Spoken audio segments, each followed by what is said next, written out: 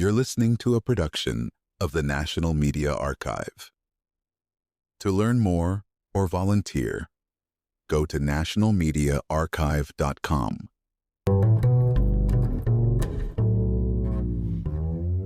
Five times a day, every day, over 1 billion Muslims around the world turn their bodies in one direction. They recite a prayer given to them by their prophet Muhammad, and they direct their devotion toward a sacred object in a holy city, facing the Black Stone in Mecca. This act isn't just about individual worship. It's a synchronized global movement, public, collective, unwavering. For Muslims, Muhammad is the prophet, the Quran is the scripture, and Mecca is the spiritual center of everything. But what if the traditional story of Islam's origins isn't entirely accurate? What if the earliest history of Islam, the geography, the landmarks, even the city itself have been misunderstood? Modern archaeology is asking exactly those questions, and the answers might change everything. For the first time in history, researchers are armed with tools no one's ever had before. Ancient manuscripts are being digitized by universities, museums, and archives. With a few clicks, anyone with an internet connection can scan texts that were once buried in remote libraries. Old maps, early Islamic writings, accounts that challenge what's been assumed for centuries. And then there's satellite technology, letting historians analyze ancient city sites and mosque directions with precision that would have cost a fortune just a few decades ago. Locations, layouts, trade routes, they're all being re-examined in real time by both academics and amateurs, and what they're finding has ignited serious debates. At the center of this movement is Dan Gibson, a historian who spent decades in the Middle East. His life's work, piecing together a radical new theory about the true birthplace of Islam. It starts with something simple but devastating, the lack of archaeology in Mecca. In 2002, Gibson attended a conference on Nabatean studies hosted by Al Hussein bin Talal University. While there, he asked archaeologists from both Saudi Arabia and Jordan about Mecca. Specifically, he asked what archaeological evidence existed from before 800 AD. The answer? Nothing. No walls, no buildings, no inscriptions, no trade centers, no temples, not even ruins, just a barren site. And that's a problem, especially for a city that Islamic tradition calls the mother of all cities, a place described as central to international trade. If Mecca had truly been a major city during Muhammad's life, why isn't there a trace of it before the 8th century? Even the Quran only mentions the name Mecca once.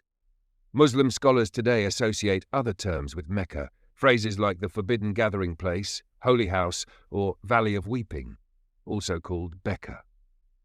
These names are accepted without question, but the Quran itself never explicitly says these places are the same as Mecca.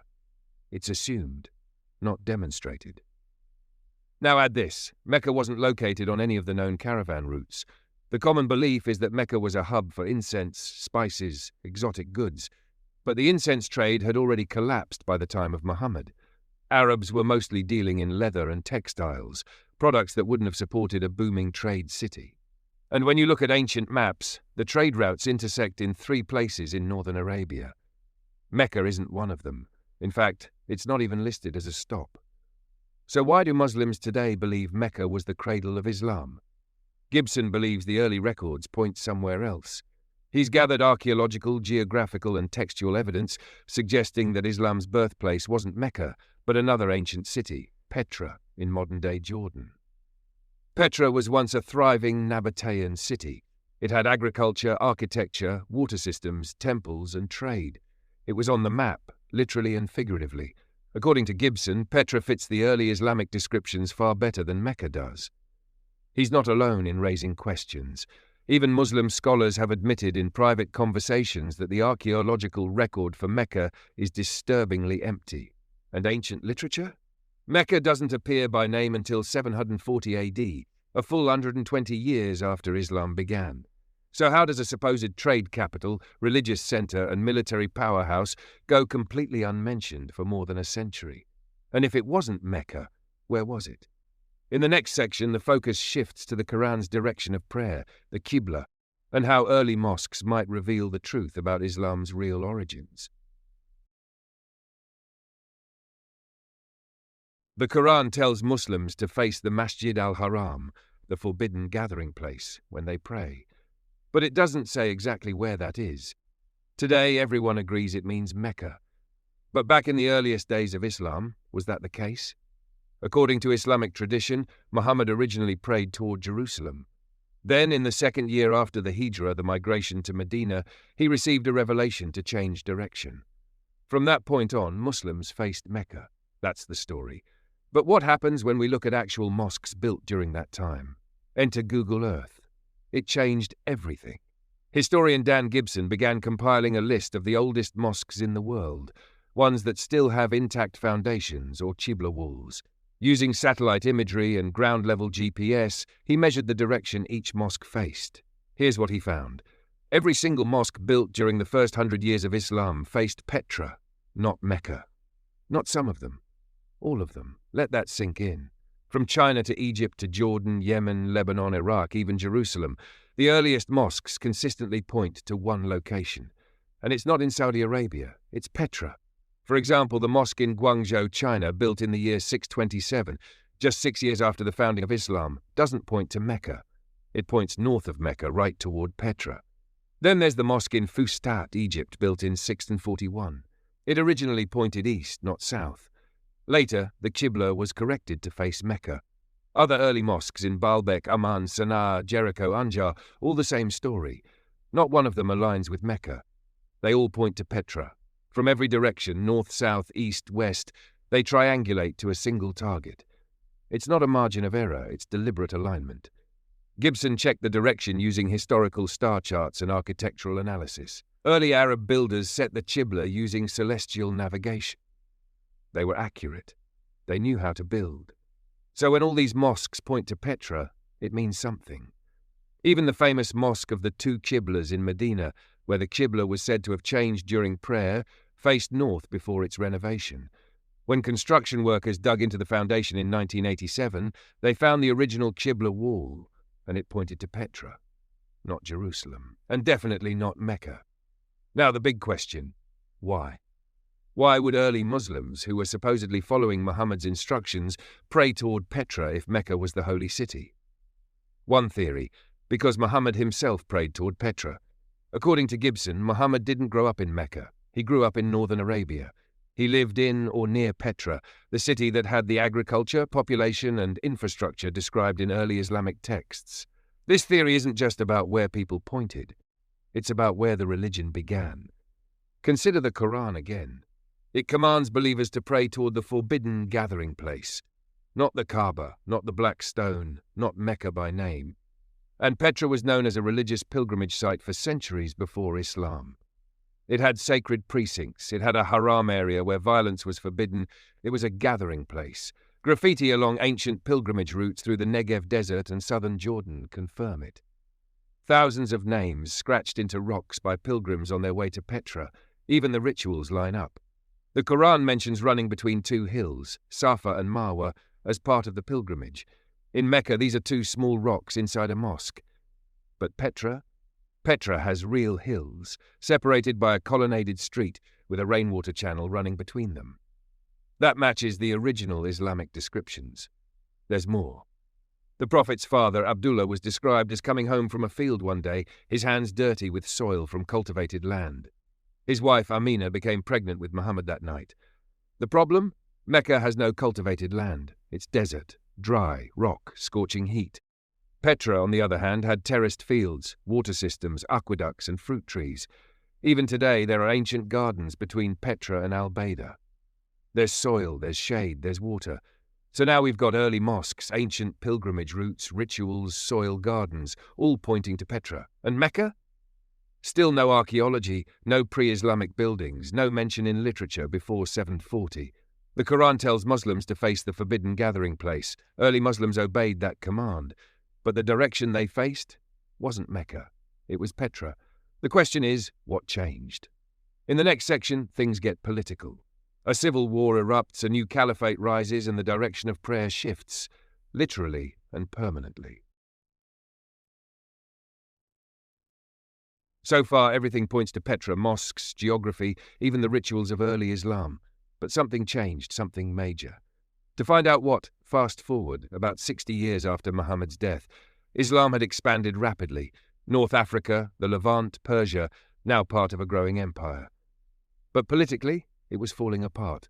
The Umayyads, who ruled from Damascus, had enemies, lots of them. Some were upset about corruption. Others hated that the religious capital, Mecca, was being sidelined in favor of political control from Syria. And in 683, it boiled over. That year, Abdullah ibn al-Zubayr, governor of the Holy City, declared himself caliph. That meant one thing: civil war. The Umayyads weren't about to let that happen. They sent an army south to attack Ibn al-Zubayr in the Holy City. He held out for 40 days. During that siege, something historic happened. Ibn al-Zubayr destroyed the Kaaba. Let that sink in. He demolished the most sacred structure in Islam, down to the foundations, and he moved the black stone to a safer place. Then, with news that the Umayyad Caliph had died, the army retreated back to Damascus. The timing of this retreat is what gives everything away. There's no way the army could have made the 1,400-kilometer trek from Mecca in Saudi Arabia to Damascus and still returned in time to resume fighting. It doesn't add up, unless the Holy City wasn't in Mecca at all. If it was Petra, it makes sense. Petra is much closer to Damascus. The distances work, the timelines fit. It's a logistical puzzle that solves itself. Then comes the weirdest part of the records. In al-Tabari's massive historical work, he covers every year of early Islamic history in detail, dozens of pages per year. But for the year 70 after the Hijra, the exact year after Ibn al-Zubayr's first battle, there's a sudden gap. Just a few lines. No detail, no explanation, just silence. Censored? Maybe. Convenient? Definitely. But one line stands out. It mentions that Musa, the brother of Ibn al-Zubayr, brought horses and camels to the Holy City. Not weapons, not soldiers. Transport. Enough transport to move people. This might have been the moment the population relocated from Petra to Mecca. It fits the timing. It explains the silence. It even lines up with what comes next. Because after this year, the qibla direction starts to change. New mosques begin to face Mecca instead of Petra. Not all at once, but gradually. Some still point to Petra. Others start splitting the difference, pointing between Petra and Mecca, and a few go fully south. It's a time of confusion. To manage this shift, mosque architecture also changes. Signs are posted on walls to indicate the correct direction of prayer. For the first time, the mihrab, a niche in the wall showing qibla, is introduced. It's a literal workaround. When the building faces one way, but you want worshippers to face another, you put a niche in the wall. Problem solved. So why does this matter? Because up until this point, every mosque was built with its qibla wall physically aligned toward Petra. The entire building was shaped around that direction. After the Civil War, things shift. The new Islamic world, split between traditionalists and reformers, needs a resolution. And the reformers have one: move the religion's spiritual center to a safe Mecca, Saudi Arabia. Out of the way, politically quiet, no Umayyads, no Roman influence, and most importantly, completely under control. In this new narrative, Mecca becomes the mother of all cities, the pilgrimage site, the city of Becca, the home of Muhammad, the Black Stone. Already moved there by Ibn al-Zubayr, from this point forward the Kaaba is rebuilt, the new Islamic direction of prayer is set, and the older references to Petra slowly vanish. Over time, Mecca replaces Petra in the Islamic consciousness, but the old mosques remain, and they tell a different story. In the next part, we dive deeper into those architectural clues and the clear archaeological evidence that early Islam's holy city had city walls, gardens, and a sacred stream, none of which exist in Mecca. If Mecca was always the holy city of Islam, then it should look the part, especially in early records. It should have architecture, agriculture, strategic location, and most importantly, archaeology. But it doesn't. Mecca has no archaeological footprint before the 8th century. No ruins, no inscriptions, no pre-Islamic structures, no references on ancient maps. That's a problem, because the early Islamic texts describe a very different kind of city. Take the story of Muhammad's father, Abdullah. He comes home with his hands covered in soil from a cultivated field. But Mecca isn't farmland. It's dry, rocky, and averages less than 10 centimeters of rain per year. Meanwhile, Petra had fields. It had soil. It had trees, irrigation systems, gardens, and fruit. Archaeologists have confirmed this with soil samples and pollen analysis. The early biographers also describe Mecca as a walled city, but Mecca had no walls. None. Ever. Petra, on the other hand, had a natural wall of mountains and artificial stone walls linking cliff to cliff. Defensible. Closed, just like the texts describe. The Quran and Hadith also talk about two sacred hills, Safa and Marwa, and a ritual of running between them during pilgrimage. In Mecca, these are two small rocks inside a mosque. No rainwater course, no valley, it's all indoors now. But Petra? It has an ancient colonnaded street that runs from one hill to another, with a rainwater course beside it, just as described in Islamic tradition. Even al-Bukhari wrote that Muhammad chose to run in the water channel between the two hills. The cave where Muhammad received his first revelation also doesn't fit in Mecca. The cave of Hira in Saudi Arabia doesn't face the city, and the view is mostly barren. But in Petra, there's a cave just outside the city that fits all the historical clues. It faces the town, it's above the valley, and it has religious symbols carved into the walls, like crescent shapes and abstract god blocks used by pre-Islamic Arabs. Even the ancient pilgrimage makes more sense in Petra. Before Islam, Arab tribes would journey to a place called Masjid al-Haram, the forbidden gathering place. The Quran says it was the central location of the pilgrimage, long before Muhammad. Petra was that place. We know this because thousands of rock inscriptions line the routes leading to Petra. Pilgrims scratched their names and prayers into the stones as they travelled.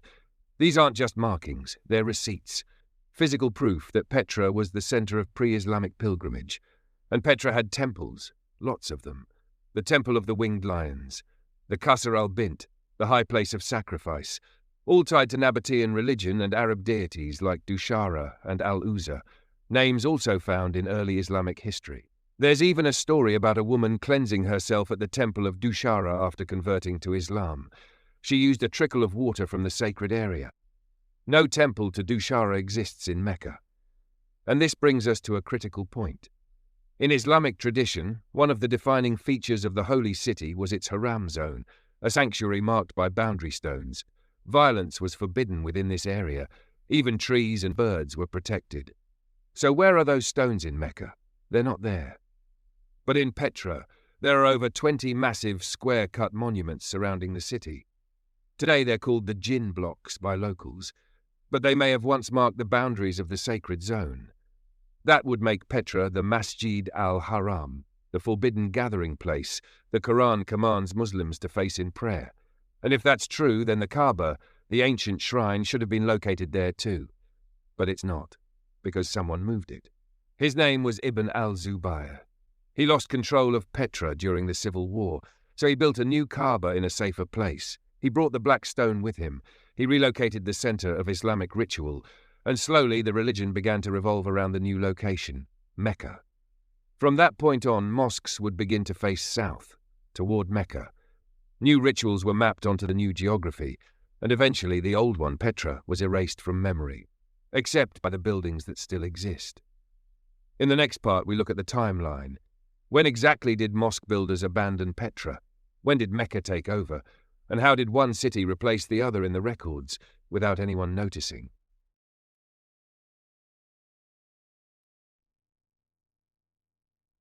Let's talk timelines.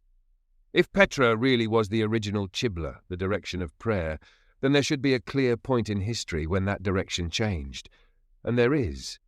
During the first 100 years of Islam, every surviving mosque that can be measured, every single one, points to Petra.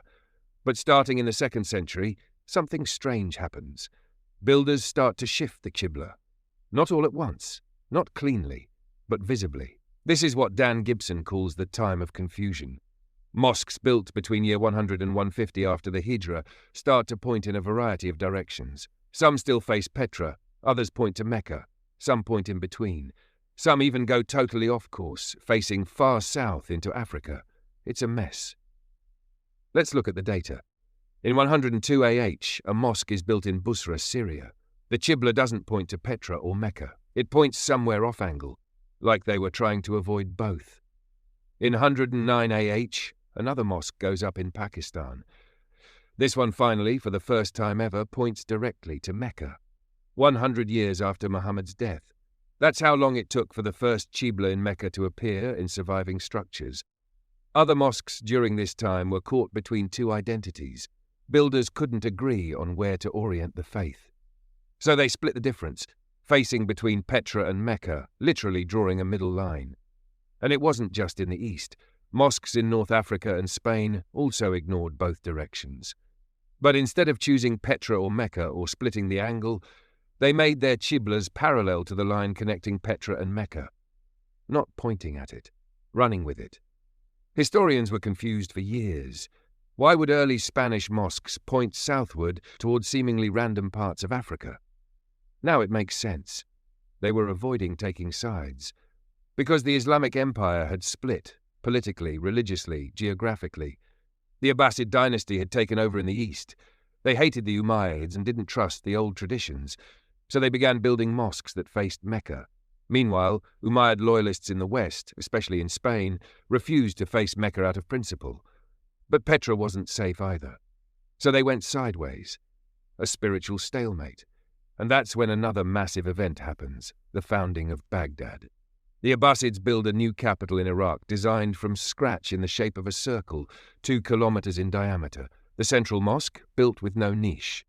But the qibla wall faces Mecca. It's the first major Islamic city built entirely around the Mecca qibla. From this point on, the Abbasid narrative takes over. Mecca becomes the official direction. New mosques follow suit. Old ones start adding signs and mihrabs to adjust the prayer direction. It's a clean slate. But it doesn't match the history. Gibson also points to something else, the sudden appearance of Mecca in literature. The name Mecca doesn't show up in any known document until around 740 AD. That's 120 years after Muhammad. But in the Quran there's a city called Becca. That's not a spelling mistake. In Arabic, the letters B and M are shaped similarly. If a scribe wanted to switch one to the other, it would take a flick of the pen. Gibson believes that's exactly what happened. Early texts referred to Becca, the Valley of Weeping. That term makes sense for Petra, a city repeatedly devastated by earthquakes, including a major one in 551 AD. But later historians, writing under Abbasid rule, changed the name to Mecca and linked all the old traditions to the new city in Saudi Arabia. And here's the clincher. When the Umayyads lose control, the Abbasids take over the religious narrative. They also take over the books. They burn older materials. They erase conflicting details. They rewrite the early Islamic story to make it align with their new capital, their new qibla, and their new version of history. And what do you get? A global religion with a holy city that wasn't always the holy city, a qibla that wasn't always the qibla, and a shrine, the Kaaba, that was moved, rebuilt, and rebranded. In the final section, we'll explore how this rewrite became permanent, how the Abbasids took control of not just land, but of time, memory, and direction, and why the archaeological silence in Mecca might not be a coincidence, but the key to uncovering what was lost. By now it's clear, something happened in early Islamic history that changed the course of a global religion. And it wasn't just a shift in geography, it was a full-scale rewrite.